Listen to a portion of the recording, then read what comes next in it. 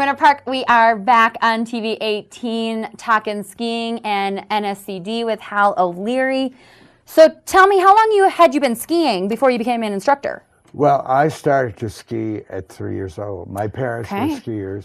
They introduced us to skiing very early. Cool. And skating, being from Montreal, playing hockey and all that. Okay, so coming out to Winter Park and being an instructor, that was kind of not normal, but fit into who you were. It fit in my, I had a BA in business. Okay. And I became a ski school instructor. Actually, I became a bum, ski bum at first, the first year. Then I became a certified ski instructor. Okay, cool. And so George Engel gave you this assignment to teach these kids and how to go.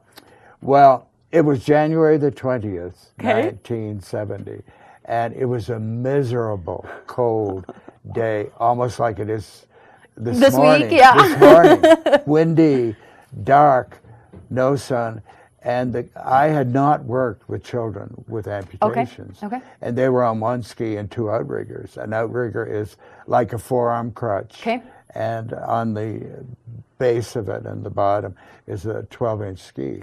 So it takes care of their loss of the limb and gives them balance. Well, I had been jumping them, hopping them up the hill for about maybe an hour or so.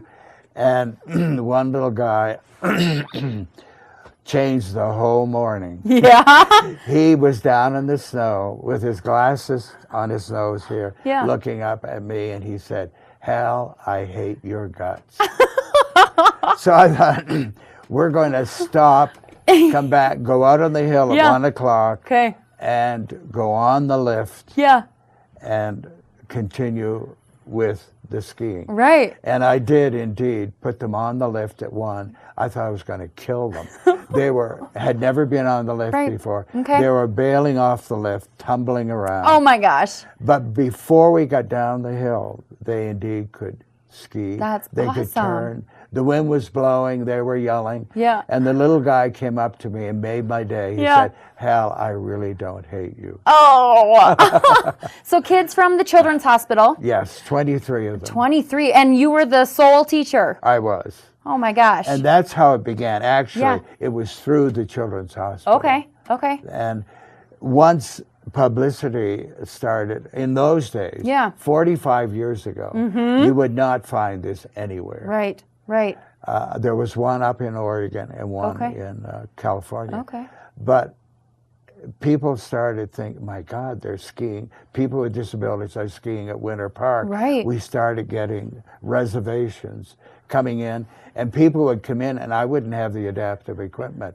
So on the spot, I would try and adapt the equipment to this individual. Oh my gosh. One day, a lady came in with cowboy boots on, heels and everything, and they were attached to a brace. You couldn't take them off. So I thought, what the heck?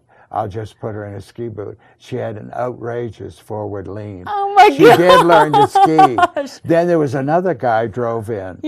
And it was shortly after we went out in space and had the space suits. And he had this space suit, and he had a little motor, and he started putt and blowing the suit up. And I said, I'll try and teach you how to ski.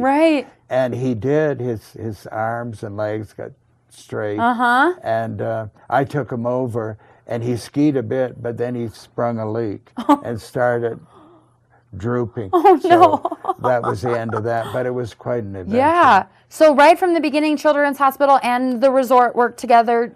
Somewhat. The resort, I'll be honest with you, none of those people are there today. And I can openly speak about it without mentioning names. But I was not very well accepted. Not at all. Patrol was upset with me because they were saying, you know, we don't know what to do with these people. You're getting people on the hill that have certain disabilities, and we've never worked with them. So they're people, and they're no different than anyone else. So they finally accepted it, but it took about 10 to 12 years to introduce this program and to be accepted by the ski area and by and a lot of people on the hill would come up and say, especially when I was starting, people with disabilities, they would say, I don't really think that this is any place for these people. Why not? Right. They're Americans, aren't they? Right. So we progressed. Yeah, we did, and we're going to talk about that and where it is today. And we're talking with Hal O'Leary, the founder of the National Sports Center of the Disabled. We'll be right back. Stay tuned here on TV 18.